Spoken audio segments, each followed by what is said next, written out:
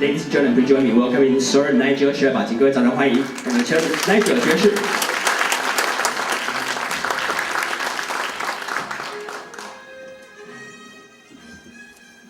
Well, thank you very much indeed. It is a huge privilege to be here speaking to you, and I would just like to extend my thanks to all of the hard work and the very great hospitality that I've received here in Taiwan, and particularly from the Minister and people working across a range of organizations. Thank you. It's my first time in Taiwan. It will not be my last. So, I want to tell you a little bit about what we have learnt in the UK context about why open data matters. This is quite a general talk. I will be talking for about 30 minutes. Hopefully it won't feel like 90 minutes. But we'll then be having a conversation around particular issues and questions that arise in a roundtable session after the talk. So this is setting the scene. I also usually have a lot of slides. I like to provide value for money. And the slides will go so fast, you may even think you're watching a film. But hopefully they'll make a point. Because it's open data, of course, my license is a Creative Commons license. You are free to use these slides in any way you wish, okay? That's important. And this is my Twitter handle, always looking for more followers. And you usually get a reasonably good idea of what's happening in the open data world on that channel. Okay, this is, here's an interesting quote. Last week I was in Copenhagen. I had the privilege of speaking at Niels Bohr 100th anniversary. For the physicists in the room, it is 100 years ago since he published the 3 great papers on quantum mechanics. Okay?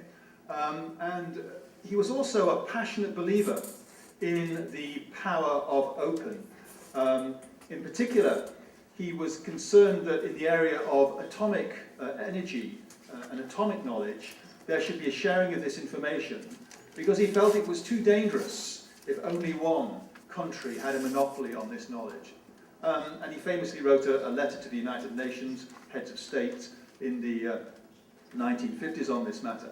But here's a great quote of his. Not only a great physicist, he was a great humanitarian. The best weapon of a dictatorship is secrecy, but the best weapon of a democracy should be the weapon of openness. Okay, so it's about some very core values. It's not just about economic value. This is also about fundamentally supporting the democratic process. And this is a quote from my colleague Tim, who invented the web, more or less. Keeping the internet free and open, it's essential to an open, fair democracy. And there's actually a lot of issues at the moment around how we keep the web open and stop it from fragmenting. Because if it does fragment, this will be a huge loss at every level to the potential value of the internet to humanity. So here's some examples of open data from Britain and from over 100 years ago. Open data is not a new idea. The way we deliver it is a new idea, but this is Florence Nightingale, famous in the United Kingdom. She established the profession of nursing.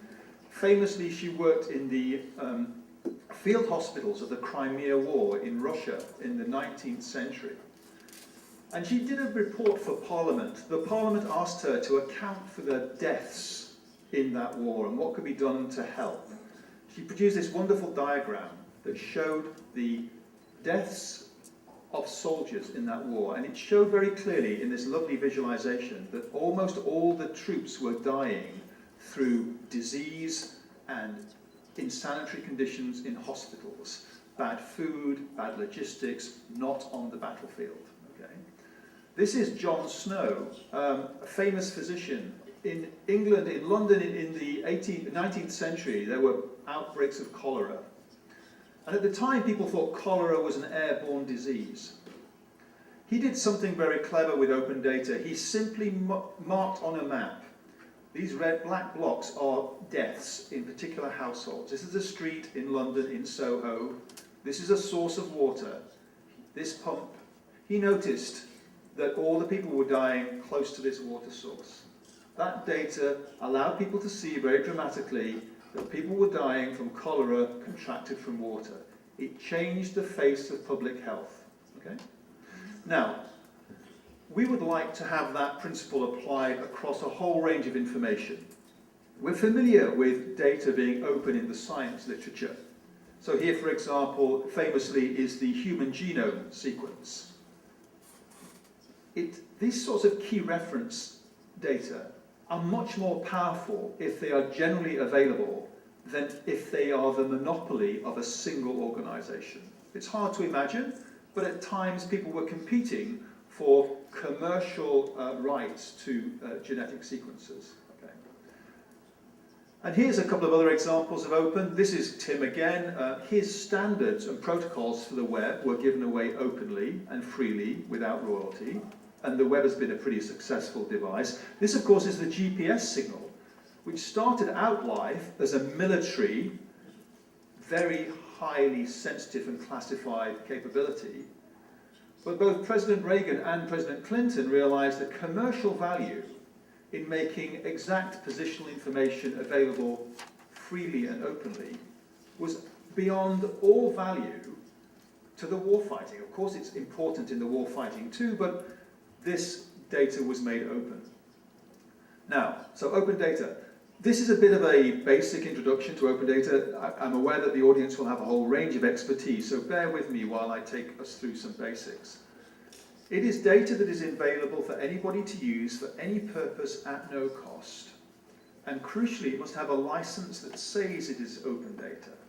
Now, in the world of computer developers, we have noticed one dramatic thing.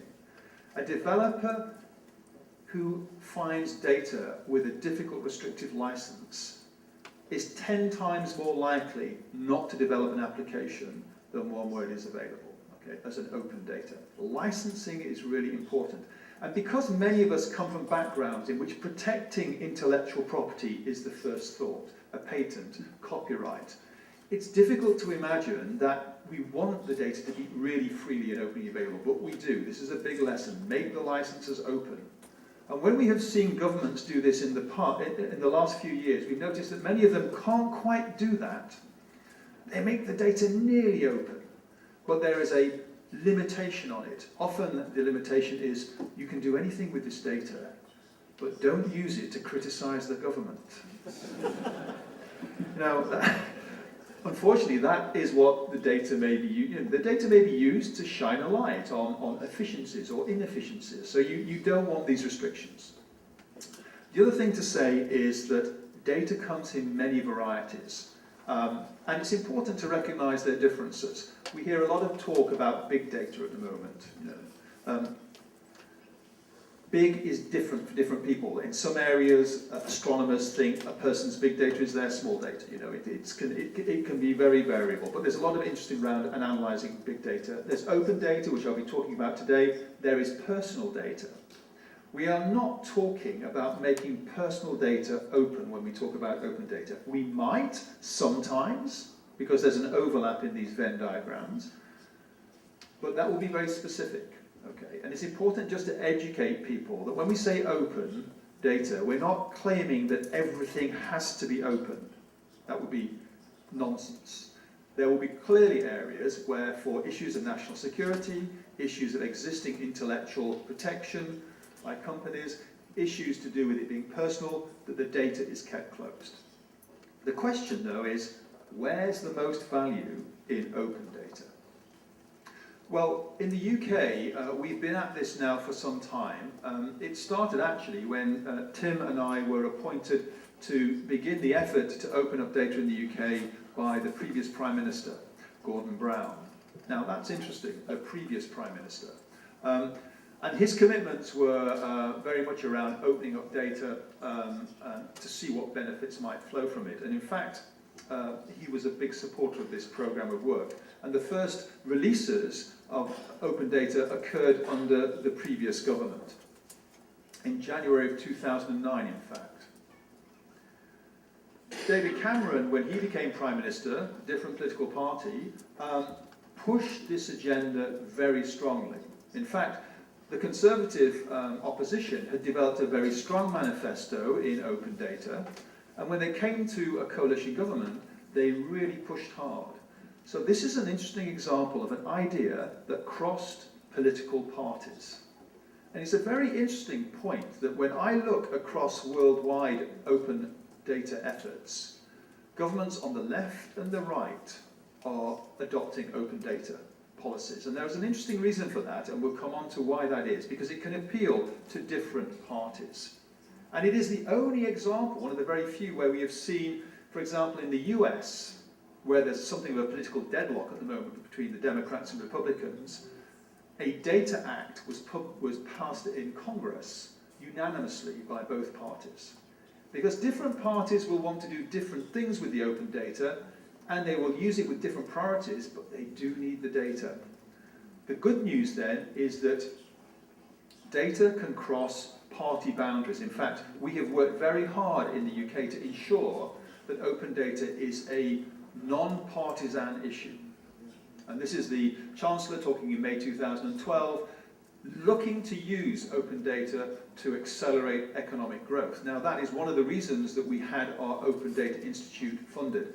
Importantly though, we had very high level ministerial and higher support for our effort. I think one of the reasons we moved fast, and it was the same in the US where President Obama was supporting this work, we had top level buy-in.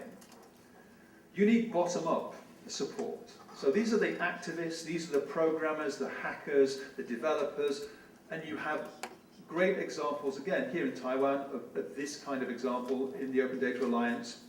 You have considerable political interest at the most senior levels, as we've seen here. So these ingredients you have, two of the most important ingredients, bottom and top.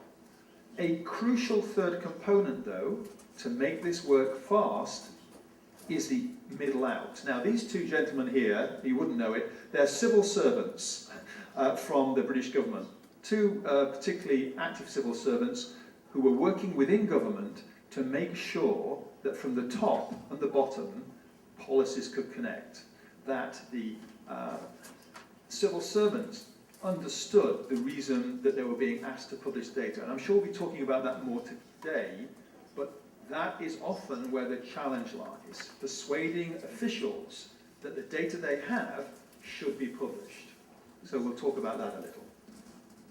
So in the UK, we saw we're in a bit of a race. A race always helps, a race to the top in this case. There's the UK timeline here and the US timeline here, and as time went on, more and more countries became involved. There's France, there's the European Union. We now, as Chris was pointing out, the Open Government Partnership has hundreds of countries now collaborating on open data work. And the reason we're quite pleased in the UK is that by various measures, and here's a couple of them, the Open Data Barometer and the Open Knowledge Foundation's Open Data Index, the UK is currently positioned first in the world in terms of its data releases. And in fact, this Open Data Barometer is quite an interesting visualization of where the strengths and weaknesses are in open data releases. Being first does not mean that we have got everything solved or that we have got all our data released. And I am the first to admit there is much still to do. We came from a situation where literally in 2009, we had this experiment of trying to publish. Do you have postcodes in Taiwan? Zip codes that describe address areas, zip codes. Well, the equivalent in the UK in 2009 was not a publicly usable piece of data. Can you believe it? You had to buy the right to use it, not as an individual. Your individual could write down the postcode, but if you were a company who wanted to work with it, you had to buy the rights for the postcode data from the Ordnance Survey, our mapping agency. And we put a postcode paper together and we tried to collect all of the open data, or no, it wasn't open, all of the public data that we knew government had about this small area. Schools, hospitals, transport, timetables, spending, all of that information. We published it into a paper and took it to the Prime Minister and said, here we are. He said, wonderful, wonderful. You don't even need the web, you can read it in a paper. We told him that 90% of the data in the paper was illegally reproduced. We had broken copyright, we were pirating the data, we hadn't paid people for the data we should have done, we'd misused licenses. So this was the situation then, okay. But because we had the top down and the bottom up and the middle out support, Within 24 months, we had a website where you could enter your postcode and get lots of open data about the locale. And in 4 years, remarkably, this year in July, the G8 signed an open data charter and technical annex. This commits them to releasing certain core data sets. Now, committing them and doing it are two different things, okay? And we will have to see, but this is a very promising start, particularly if you begin to think of how some of that data will begin to connect together. Okay, let's have a look at some examples. In the UK, this is public health data. Very interesting data. The other thing to say is some of this data is hard for governments to publish. An open data program in a country where all the data is easy to publish is not usually very interesting. It's about bacon production statistics or how much steel has been produced, or data that is difficult to publish is data that shows how well or badly your public services are performing, for example. In the UK, this is data about death rates. Death from the 4 major causes of death in the UK: cancer, heart disease and stroke, lung disease, and so on. And if we take the 150 local authorities, the local regional areas in this case, this is England. This is Manchester, which is 150th in the league table. You will die on average 2.5 years earlier before you're 70 in this part of the country than in Richmond-on-Thames in London, where your life expectancy is much better. Okay? Now, why is that? Why are the death rates so different? And the data behind this is all available. This data leads to serious conversations. It leads to conversations around, why is our area doing so badly? What do we need to do to make this better? And even when we take areas that are comparable, we'll see big differences. This is data about the death rates in our hospital. So each individual, this is a chart here that is showing you each of these is a particular hospital in the English National Health System. And the death rates vary. And the death rates in our hospitals at the weekend, if you're admitted into a hospital at the weekend, you're more likely to die than if you you laugh. Anywhere where consultants and medical practitioners have a weekend rota basis, this will show up. Okay. You'd like to know what the facts are, because then you can have the conversation around, do we want to make this different? This is terrifying data about the rates of childhood obesity, the amount of fat young children in our society, between 6 and 14 in a particular part of London. It's pointing to a health epidemic of diabetes and all sorts of problems in the future. Okay. So health data is data that is important to publish.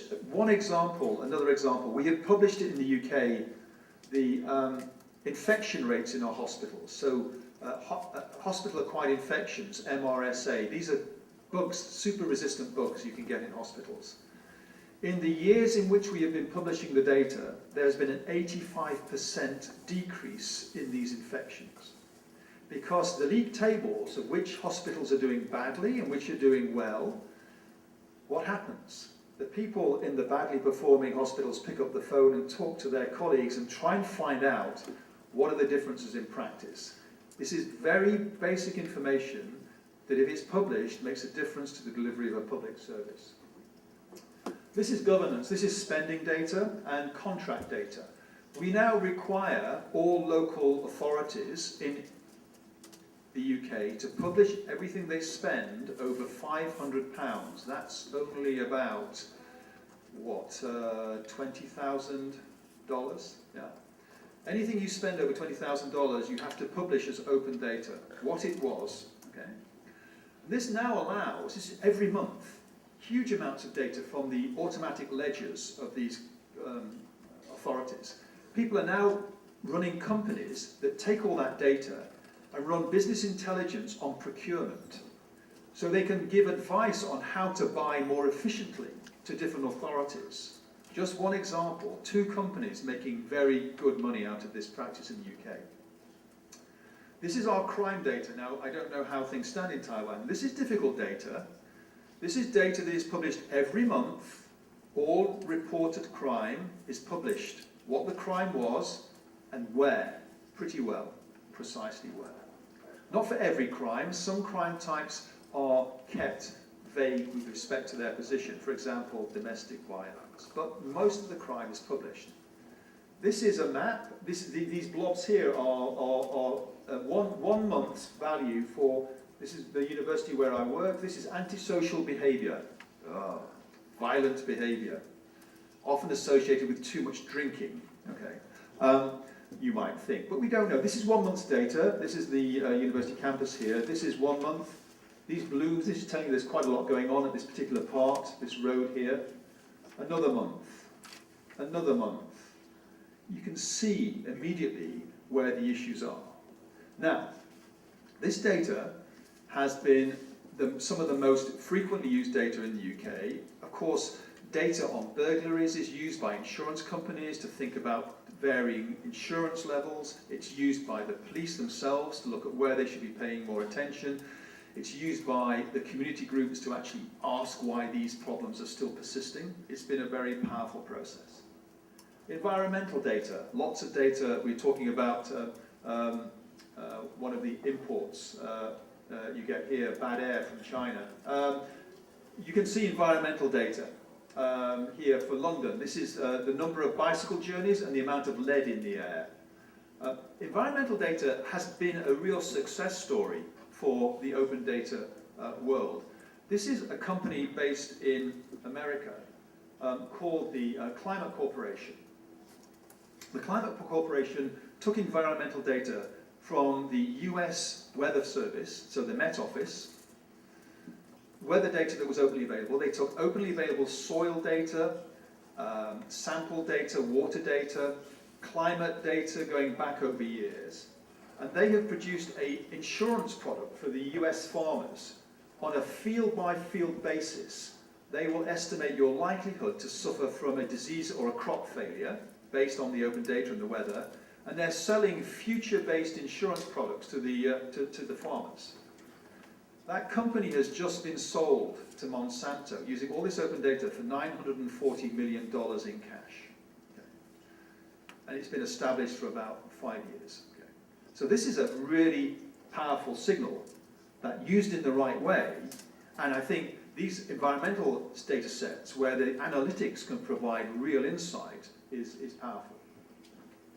And we talked about the trillion. This is Chris again talked about a European study on the value of public sector information. McKinsey has just published a report that claims we're talking about a $6 trillion opportunity around the world. A lot of this, it turns out that a lot of the value in open data would be to the benefit of the consumer, particularly when it comes to open data about product pricing, understanding what the information on sourcing and products and consumer product related open data has potential for huge savings to individual consumers. So the businesses that can work out how to provide a service back to optimize a consumer's buying experience could make huge amounts of money in this space. So open data has been working at the state level, but also regions and cities have been releasing data, and people around the world have been releasing data. And why? I said earlier that the idea of open data appeals to left and right, to different political parties. It's because the benefits are not just political, transparency, accountability, they're economic, around efficiency and innovation. They're social, around poverty, diversity and inclusion. They help researchers, they help the media. Journalists love open data. Great way to generate a story. And the data itself, when it's published, often is improved. So we saw the crime data earlier on. One of the first things that happened when the crime data was published is people complained it was inaccurate. And the police realized that they had to do rather more careful reporting of the actual data. The data starts to become much better when there are many eyeballs looking at it. So openness has multiple benefits, that is good. In the UK, we've done a number of specific things that I think, again, is a good template for any national programme. We've established open data principles as policy. So these are now policy that government is committed to following. Now, whether a government does or not is another thing, but it's policy. Publish the data unless there's a good reason to. So that's a very important policy. It says that if you collect data as a government, the default is publish it unless there's a reason not to. Typically, the default has been the other way around. We collect the data and you can come and ask for it, but we'll take a decision once you've asked for it. Freedom of information request, these kinds of ideas. It will be published in a way that is machine readable, so it has to be published in a useful way that computers can consume. This license issue here, again, fundamentally, we've got about 12 of these policies. These are some of them. You can find it on the UK data websites. This is the Open Government License we've developed in the UK, very important. We've also been developing open data standards. The standards here are crucial. This tells you how you publish the data to make it most useful and reusable. And it's surprising here how small things get in the way. Because it turns out that a lot of government data is actually not in big databases. Guess where it is? It's in spreadsheets. It's in people's desktop machines. It's all over the place, often in Microsoft Word, Excel spreadsheets. So, you know, a good thing to do would be to at least publish your data if it's in those forms as a CSV, a non-proprietary format. There's lots of things we can do to improve the way in which data is published, and we have good guidelines on these. We can talk about some more. In particular, Tim and I have been pushing this idea that as a government, you are in a particularly powerful position because you're an issuing data authority. So you, as a government, build the schools and the hospitals and issue the zip codes. You, as a government, have a list of your registered legal companies or the contracts you've issued. Give all of these things a URI. This is a dereferenceable web address. This means the data is then directly accessible on the web. These are powerful ways to make your data more available. So in the UK, we've been doing this. We've been actually building an infrastructure. We believe the information infrastructure that is open is as important in the future to a country as any other critical national infrastructure. So we've been building an information infrastructure around all of these elements because your information description is as important to you as your power grid, as your roads, as your water distribution. But typically, countries have data in silos, in containers. They don't even have common ways to refer across. They have different ways for referring to the same kinds of objects. There's an urgent need to begin to form what we call these national information infrastructures. And the UK has just released a plan for its infrastructure going forward. Interestingly enough, here's a good example of where government doesn't know everything. And here's a great reason. This is these red spots here. This is part of England. We finally got the government to release the position of our transport access points: train stations, airports, ports, bus stops. Now, the government had a list of all the bus stops. It hadn't ever thought to publish them as open data. We finally persuaded them to. There are 360,000 bus stops in the UK. How many of them do you think were where the government thought they were? Okay, 17,000 bus stops weren't where the government thought they were, okay? Or weren't there at all. The data you have is never completely accurate. If you make it open, you will find very quickly groups get together to make it better. This was a website put together in a month that allowed people to find the missing bus stops, okay? It may sound simple and almost comical, but this applies in many, many situations. You can crowdsource the data. So what I'd like to talk about in the last part of this talk is the Open Data Institute itself. This is our URI, the ODI.org. We're based in Shoreditch. We've had visits from some of our colleagues here from Taiwan. We're very pleased to host them. This is the team at our recent summit. Good gender split. We have half of our employees are women and half are men. That's good. We like that. Why are we there? We're there to do three things. Unlock supply, make the quality of data coming from government better, but really crucially to unlock demand. We believe the best way to ensure high quality open data is to build businesses and organizations and companies that use it, that depend on it. We want to also tell the stories about that data, and we do a lot of training and development, showing people how to use these technologies, what it means to publish open data. We've had a range of support. We're only a year old. We got our £10 million from the government, and we set up and opened our doors a year ago, just a year old. We have to match that funding. We are not a government body. We are an independent, not-for-profit company, and our board is independent. We've already unlocked an additional £2 million of innovation funds. We've had funding from philanthropic organisations. We have almost £1 million of commercial bookings from membership fees and other things. We're working with the World Bank on a $2 million program to train the world's political and national leaders in open data policy and technology. These are some of the companies that are backing us at the most senior level. You'll notice, interestingly, everybody from telcos through to hardware providers and cloud providers, and there we have quantum computing, for example, a Taiwan company, Arup, the architects, just a sample of some of the companies. What do we do? Well, one of the things we do is incubate companies, small startups who want to actually make a business out of open data.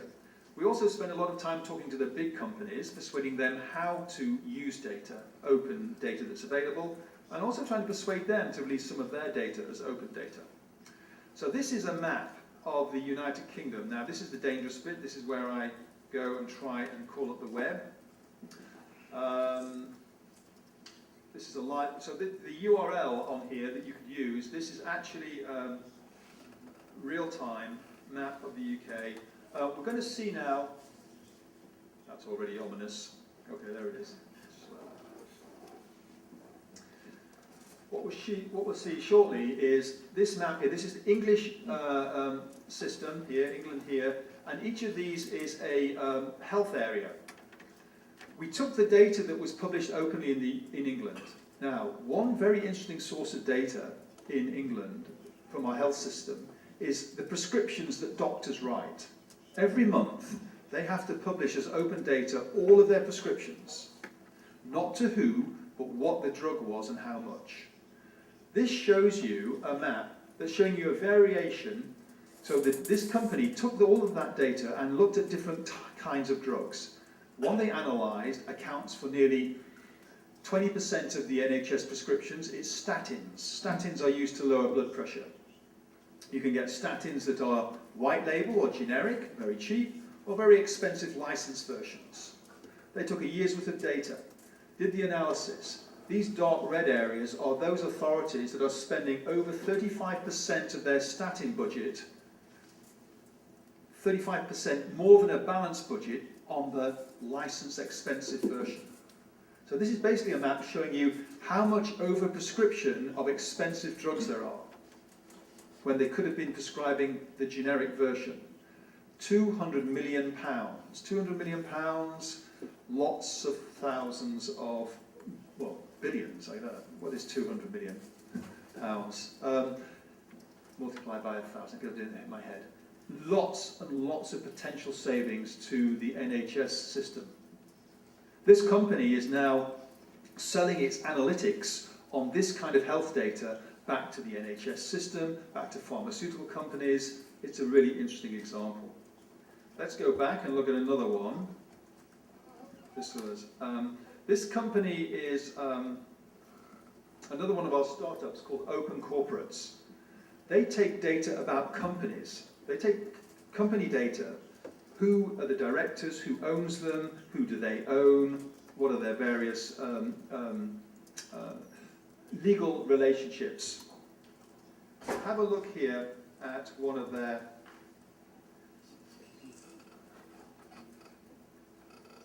we would do.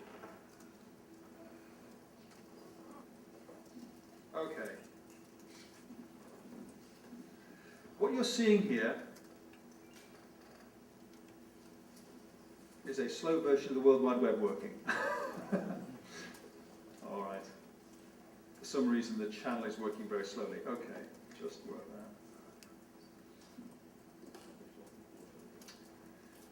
Shouldn't have done that. Okay, this is the Bank of America, one of the big banks in America. And as I scroll over here, you're seeing particular companies, and these are the beneficial ownership. These, which company owns which company, which owns company, which owns company, and so on. You can see that most of the company structure in the Bank of America subsidiaries are internal. Okay, this invests heavily within itself. Here is Goldman Sachs.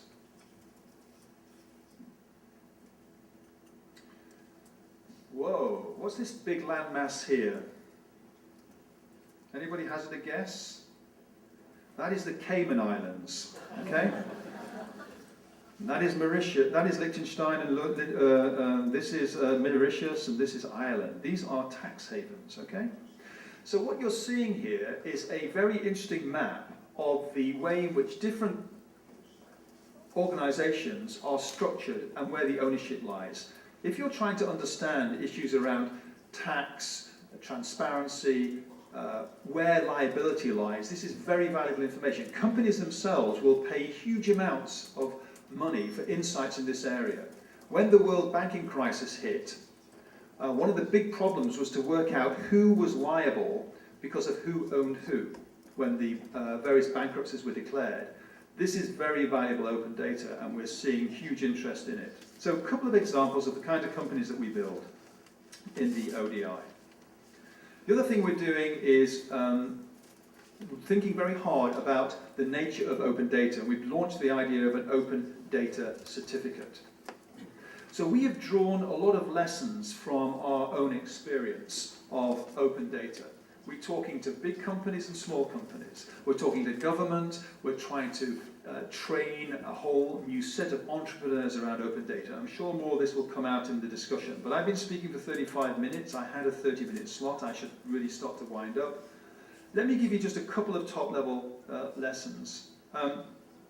We think that when you're working in open data, the key thing is to be agile. Move as fast as you can. Top down, bottom up, and middle out. Use agile methods.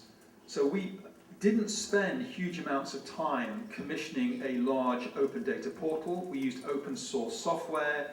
We built it to do the bare minimum. We released it as a beta, a system that is constantly being developed. Use open licenses. Use open standards. Adopt public data principles. Use the community. One of the things that I think is hugely hopeful about your efforts here in Taiwan is you already have an alliance between academics, public and private companies. Very good starting point. Be strategic, okay? And you can help me out here because I like this seize the day, or carpe diem if you know your Latin, or in French it's saisir l'occasion. What is the Chinese for seize the day? There must be a phrase. And we could all say it together. Is there such a phrase?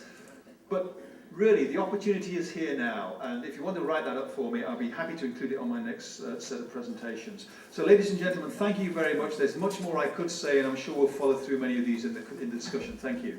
Thank you very much. Thank you. Thank you, sir. Now, share up. Wow.